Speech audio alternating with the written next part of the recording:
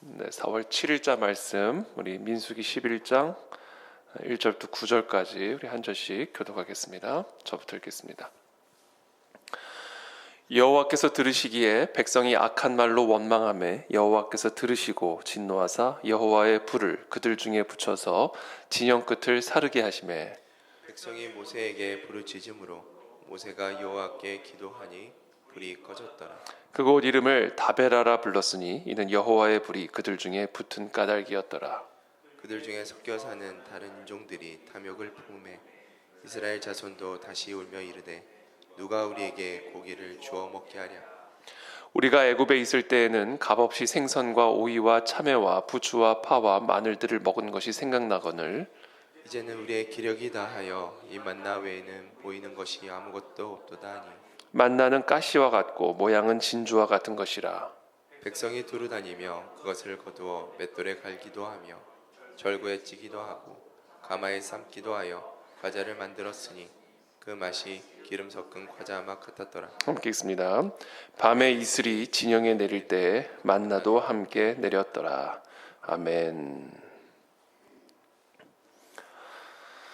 네, 이제 이 광야에서의 삶이죠. 이 이스라엘 백성들이 이제 광야에서 진행하는 이제 그 약속의 땅을 향하여 전진해 나가는 그 과정, 그거는 이제 광야입니다.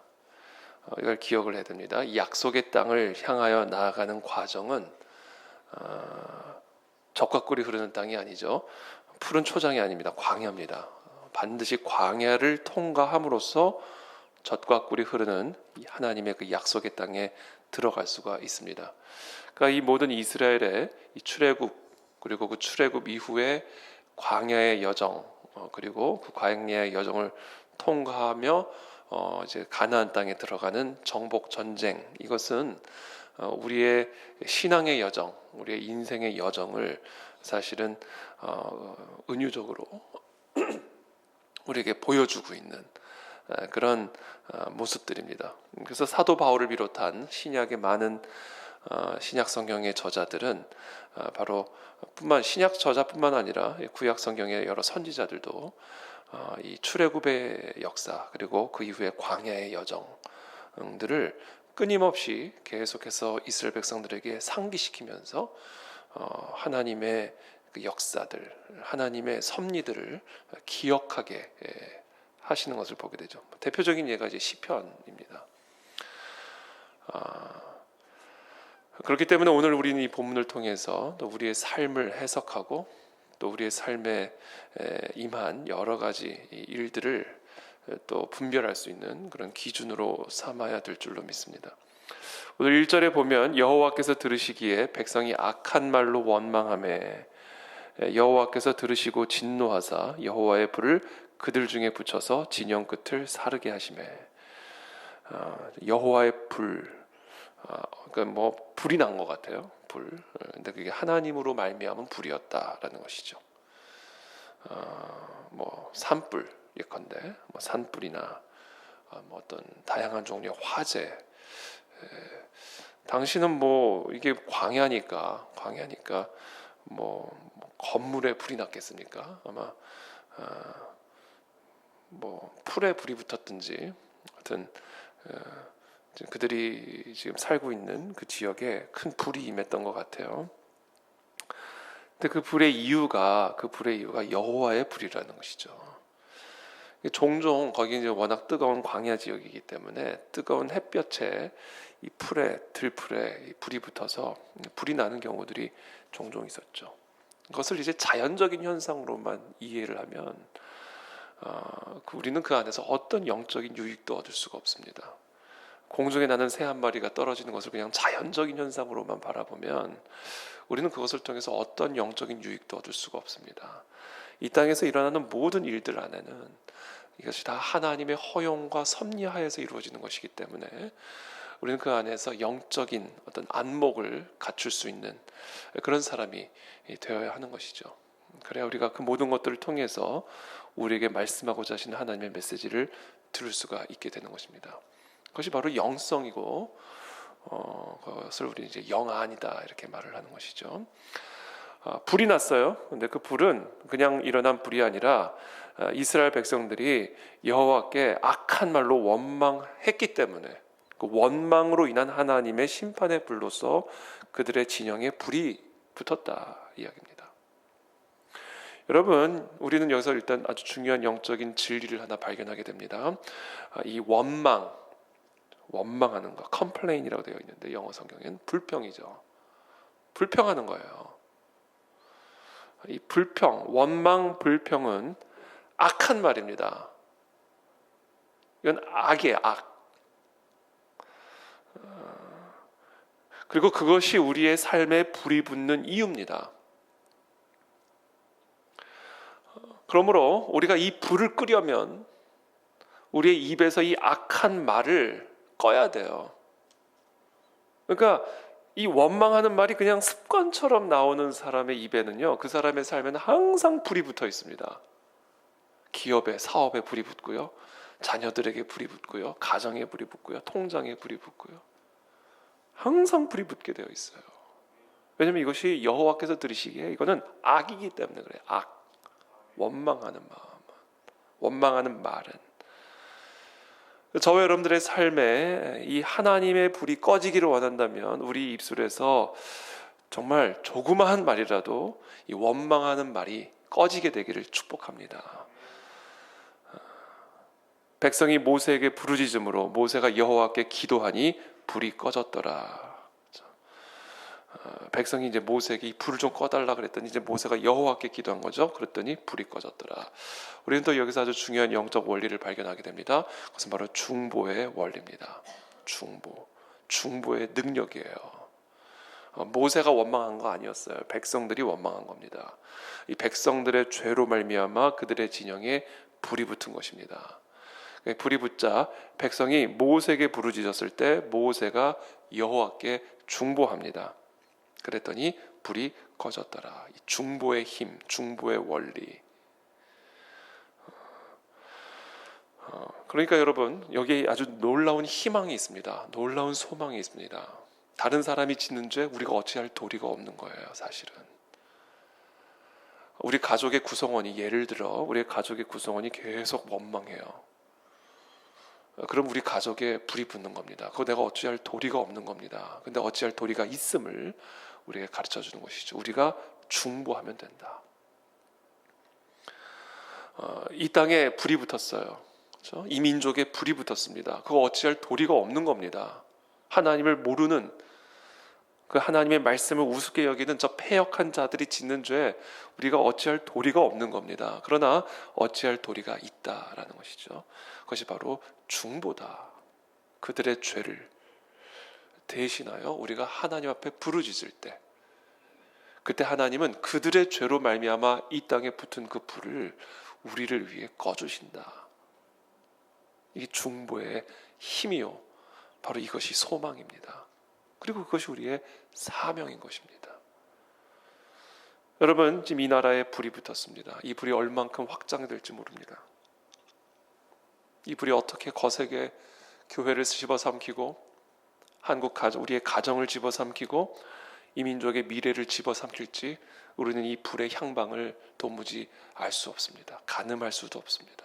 한 치 앞도 우리는 알 수 없는 것이죠. 다양한 무성한 예측들이 일어나고 있고 또 희망 섞인 그런 예측들도 여기저기서 오고, 완전히 비관적인 예측들도 여기저기서 들려오지만 아니요, 그것은 우리가 예측할 수 없습니다. 우리 하기에 달려있는 것이다. 이 불은 여호와의 불입니다.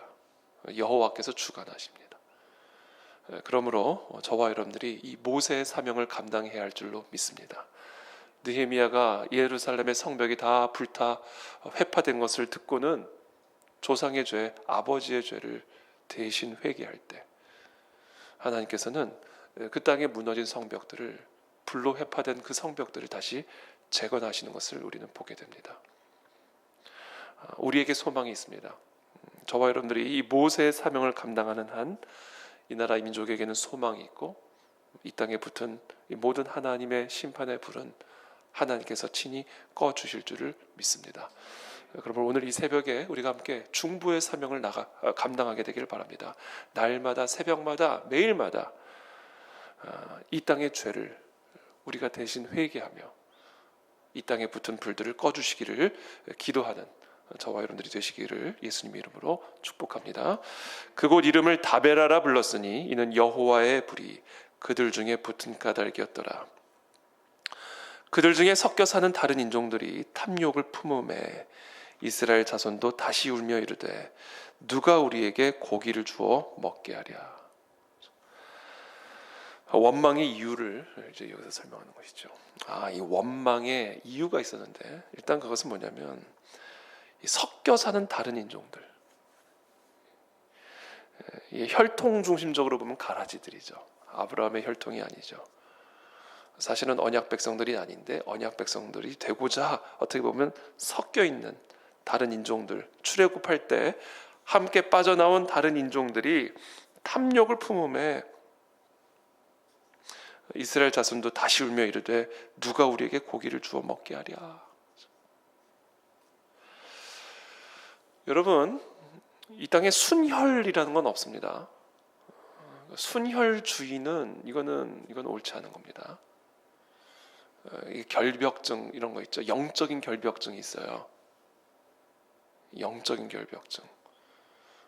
조그만 다름도 인정하지 않는 이 다른 부분들을 신학적인 미숙함으로 오류라고 주장하는 사람들이 있습니다. 우린 다 섞여 살아요.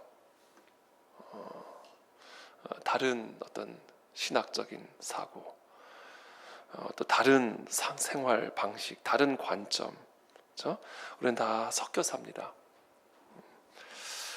그래서 이 섞여 사는 것 자체를 변질이라고 생각을 하면 그 사람은 어디를 가나 분열을 일으킬 수밖에 없고 문제의 씨가 됩니다.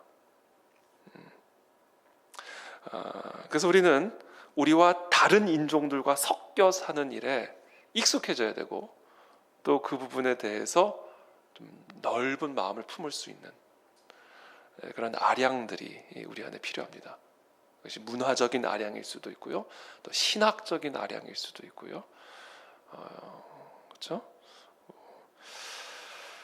특별히 우리가 세상 속에서는 우리와 완전히 다른 사고 방식과 세계관을 가지고 살아가는 사람들과 섞여 살기 때문에 우리는 그들과 함께 잘 어울려 살 수 있는 그런 아량이 필요하죠. 그러나 동시에 그런 넓은 관용의 마음이 변질로 나가지 않기 위해서는 다른 것과 틀린 것은 정확하게 분별할 수 있는 그런 진리의 토대 위에 우리가 분명하게 서 있어야 됩니다.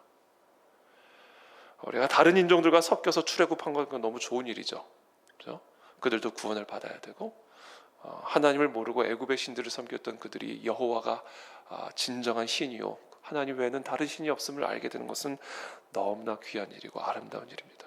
그래서 비록 그들이 혈통이 다르고 세계관도 조금은 다르고 문화도 다르고 언어도 다르고 그렇다 할지라도 그들과 함께 한 믿음의 공동체를 이루어가는 것, 그것은 너무나 아름다운 일이고 하나님이 기뻐하시는 일입니다. 그러나 그들 가운데 있었던 탐욕, 그것은 우리가 철저하게 배격해야 할 악인 것이죠.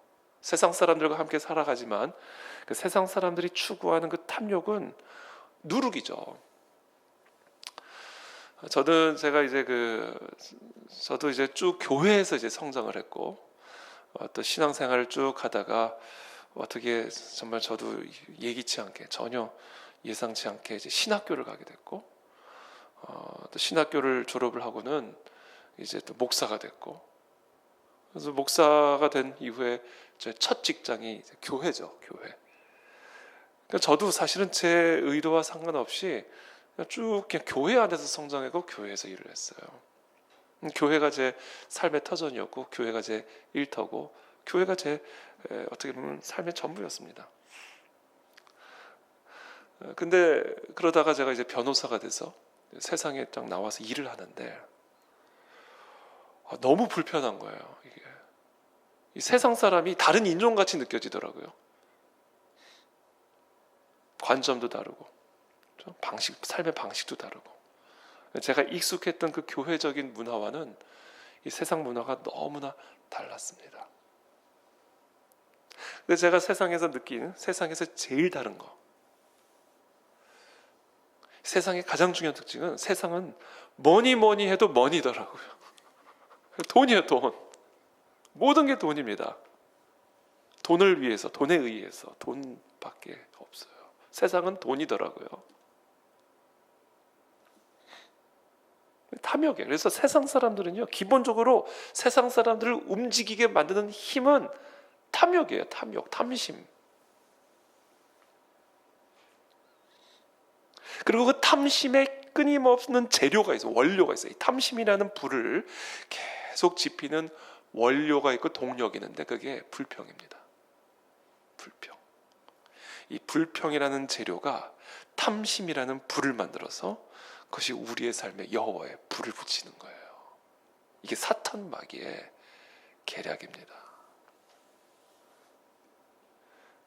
그 불이, 그 탐심의 불이 이스라엘 백성들에게도 옮겨 붙은 거예요. 누가 우리에게 고기를 주워 먹게 하랴? 애굽에 있을 때는 값없이 생선과 오이와 참외와 부추와 파와 마늘들을 먹은 것이 생각나거늘 이제는 우리의 기력이 다하여 이 만나 외에는 보이는 것이 아무것도 없도다 하니 만나는 가시와 같고 모양은 진주와 같은 것이라. 이 광야 길이 얼마나 험난하고 고단합니까? 그런데 먹는 게 이제 만나, 하나님이 직접 공급해 주신 이 만나. 그러니까 자연스럽게 애굽 노예 시절에 먹었던 다양한 생선, 오이, 마늘, 파들이 생각이 난 거예요. 그러면서 아마도 다른 인종들이 이제 이스라엘 자손들에게, 야, 이게 뭐냐, 우리가 애굽에 있을 때는 이렇게 잘 먹었는데 이게 뭐냐, 이런 말을 하니까 아마도 이스라엘 백성들 속에, 마음속에 이런 원망과 불평과 이와 같은 마음들이 이렇게 전염이 되었던 것이 아닌가 생각이 됩니다. 여러분, 우리는 이 세상 속에 살면서 이 세상의 누룩을 주의해야 합니다. 그리고 이 세상의 누룩의 핵심은 탐욕입니다. 그리고 그 탐욕을 불러일으키기 위한 그 누룩의 씨가 있는데, 그것은 바로 원망입니다. 세상은 끊임없이 우리의 마음에 원망을 불어넣어 탐욕을 일으키고, 그 탐욕으로 말미암아 하나님을 배역하게 만드는 것이죠. 이것이 바로 세상의 영이요, 그것이 바로 사탄 마귀의 계략입니다. 그렇기 때문에 우리는 이 세상 속에서 살아가면서 이와 같은 세상의 누룩을 특별하게 주의해야 하고, 우리는 항상 이 원망과 탐욕의 불을 끔으로써 하나님의 은혜와 축복 아래 거하는 우리들이 되어야 할 줄로 믿습니다. 그러므로 저희가 오늘 이 아침에 회복해야 할 것, 감사합니다. 하나님 감사합니다. 하나님께서 우리의 마음을 낮추시고, 그래서 우리가 사람이 떡으로만 사는 것이 아니요 하나님의 입에서 나오는 말씀으로 사는 것임을 깨우쳐 주시기 위해서 하나님께서 우리에게 이와 같은 광야의 시간들을 허락하심으로 우리의 이 견고한 완악한 마음들을 하나님의 말씀으로 길들여 주심을 인해 감사합니다.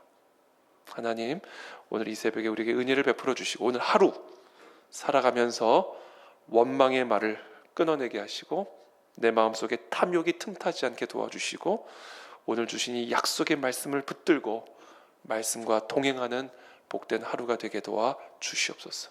항상 기뻐하라. 쉬지 말고 기도하라. 범사에 감사하라. 이는 너희를 향한 하나님의 뜻이니라. 이 하나님의 뜻으로 오늘 하루 함께 동행하는 저와 여러분들이 되시기를 예수님의 이름으로 축복합니다. 기도하겠습니다. 살아계신 하나님, 오늘도 우리에게 말씀해 주심을 감사합니다. 이 말씀이 없이는 우리는 하루하루를 살 수가 없습니다. 오늘도 우리에게 주신 이 생명의 말씀으로 우리의 마음을 길들여 주셔서 오늘도 항상 기뻐하고 쉬지 말고 기도하며 범사에 감사함으로 하나님의 뜻을 행하는 그런 복된 하루가 될 수 있도록 우리 모두를 축복하여 주시옵소서. 감사하며 예수 그리스도의 이름으로 축복하며 기도합니다. 아멘.